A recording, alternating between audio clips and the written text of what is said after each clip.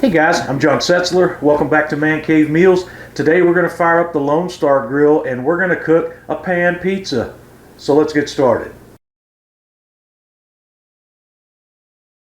I'm going to get started by mixing my dry ingredients. I'm going to add my salt, my yeast, and my Italian seasoning blend to my bread flour, and I'm just going to give that a good whisk. And to that, I'll add my water, and then we'll add our extra virgin olive oil, and I'm going to mix that together until we've got all the liquid and all the flour mixed together. And then I'm just going to get in there with my hand and bring it all together where there's no dry flour left. Then we're going to put it back in the bowl. We're going to cover it tightly with plastic wrap, and you can let this sit out at room temperature for anywhere from 18 to 24 hours.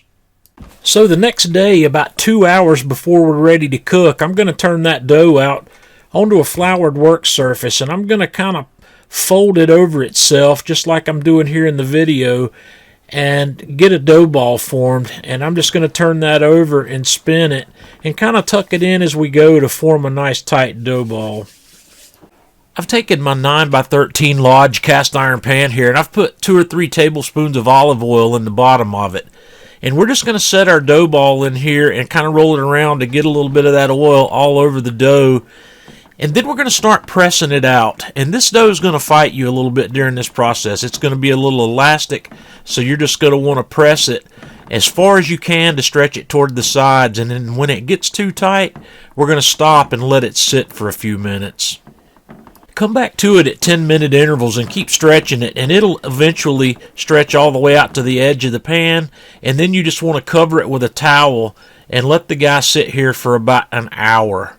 While that dough's resting for an hour to an hour and a half, we're going to go ahead and fire up the Lone Star, and we're going to run it wide open. I'm going to crank this guy all the way up to 450, and we're going to let it sit for at least an hour to preheat.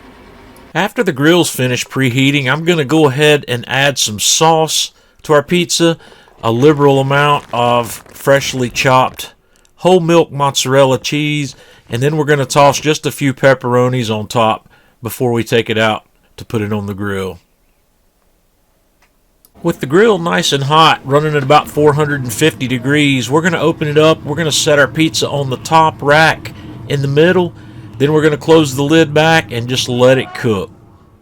After about 30 minutes on my oven here, I think this thing looks perfect. We're going to pull it off, let it cool for a few minutes, and have a little bit closer look.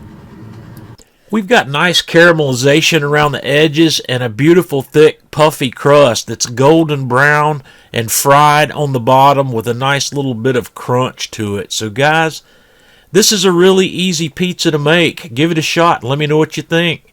Until next time, this is John Setzler with Man Cave Meals.